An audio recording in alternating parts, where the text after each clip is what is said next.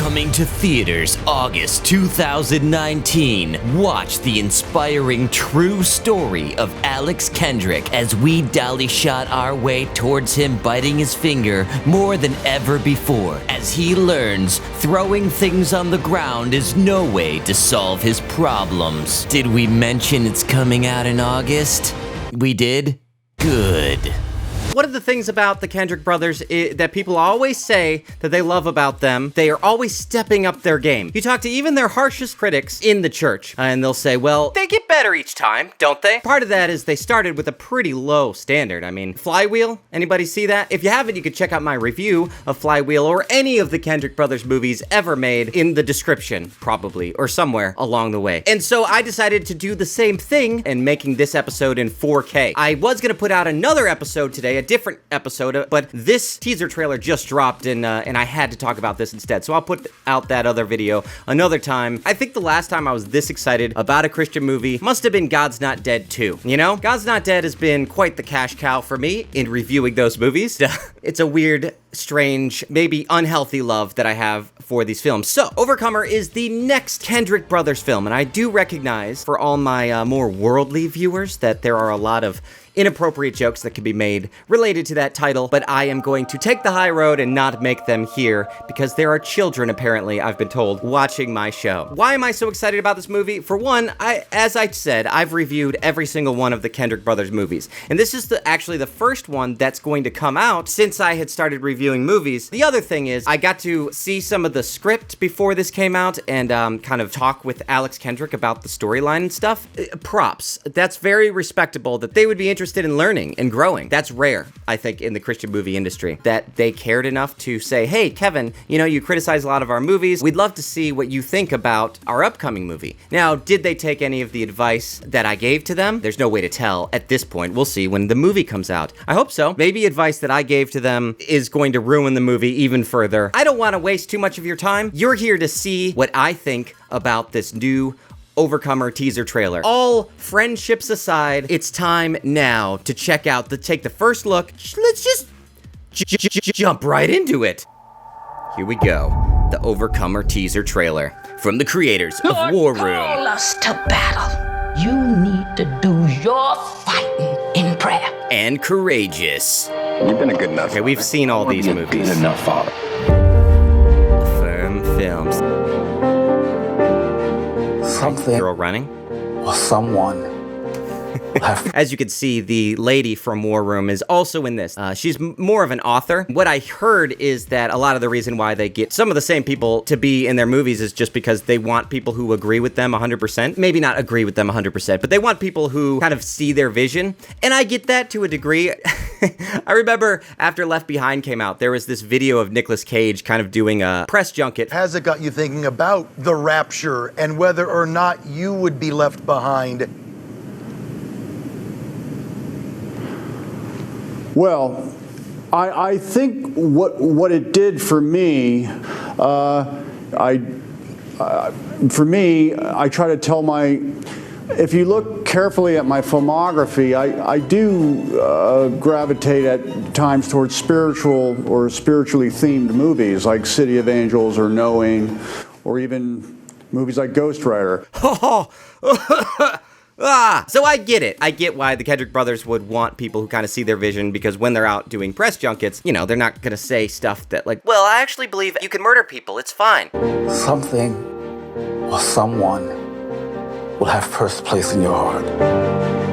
I also got the opportunity to visit the set of this movie. This was the scene that they were filming the day that I was there, is this basketball scene. Oh yeah, it also has Alex Kendrick as the star, which, to be honest, my favorite Kendrick Brothers movie is Facing the Giants. I think it could have ended in a much stronger way, but there's definitely a genuineness and a realism with Alex as the main character in that movie. I mentioned in my review, there's a few parts between him and the wife in the movie that feel genuine and fun, which in War Room, Fireproof, I didn't feel that at all. Alex Kendrick plays Alex Kendrick the best.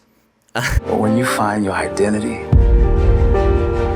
the one who created you, change your whole perspective.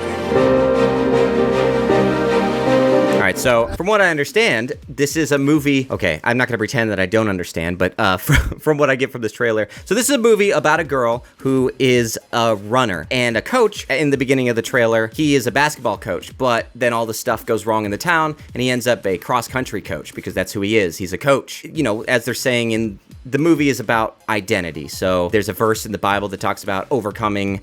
I can overcome through Christ who strengthens me. I can do all things through Christ who strengthens me. I'm sure that's the verse of the Bible that it's referencing. So that's kind of what this movie, I believe, is about. He doesn't want to coach cross country. The girl doesn't think she can run, so he has to figure out who he is. Does that mean this is anything fresh and new? No, it kind of looks like it is your typical Kendrick Brothers film where something bad happens to a coach, and then he has to figure out that it's the only way to get over it is through Jesus Christ. But it looks good. The Kendrick Brothers. Do do do do do do. Do do do do.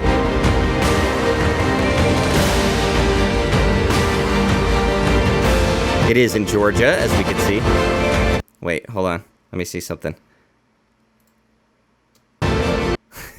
Look, vote for Pedro. At least somebody on the staff has a sense of humor and appreciates funny movies. Nice.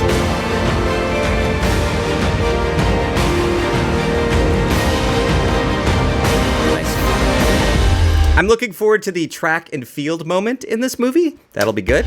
Your identity will be tied to whatever you give your heart to. Well, it looks like we don't have to go see the movie because we already learned the lesson.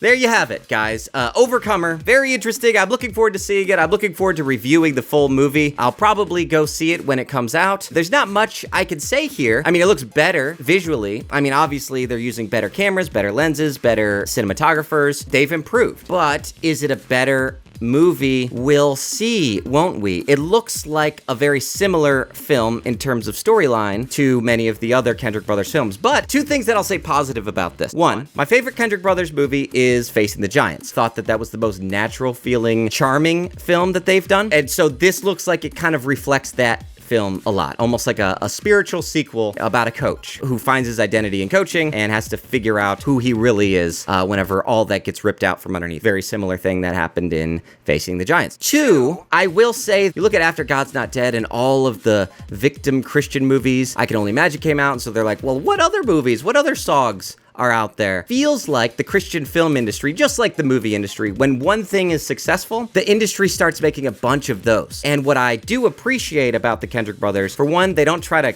cash in on, I mean, it's been 2 years at least since they made that last movie, and they're also sticking with what they know. This is what they do. When you go see a Kendrick Brothers movie, you know what you're gonna get. It's an improvement, hopefully, to what they do, but I don't think it'll be any different from what they normally do outside of that. I don't even mind if they prove me wrong, or if they don't prove me wrong, I think it's fine. What I'm saying is I respect them for not trying to do the victim Christian thing. They don't jump on trends or whatever. So I think that there's a timelessness and a charm and maybe even a genuineness to their films that is rare in the Christian film industry. Again, there's not much in my other reviews that I would take back other than being so jerky about who they are without knowing them. Okay, I think I've apologized enough. I better finish this so I can edit it so I can put it out today and get that AdSense money. Money! All right, talk to you guys later. Good night. Guys, I have so much fun making the show, but I couldn't do it without the awesome people who pledged to my Patreon. Some of those people include the Low Res Cinema YouTube channel, the Defenders of Liberty podcast, the Barely Protestant podcast. All that content is linked below. Jacob and Emily Rugrock, Andrea and Phil Lawson, and Amanda Stewart. Plus the other people on the screen. Thank you so much, everybody, for your support. If you want to support the Patreon, head over to patreon.com/saygoodnightkev. That's all I've got to say for today. I'll see you guys soon. Good night.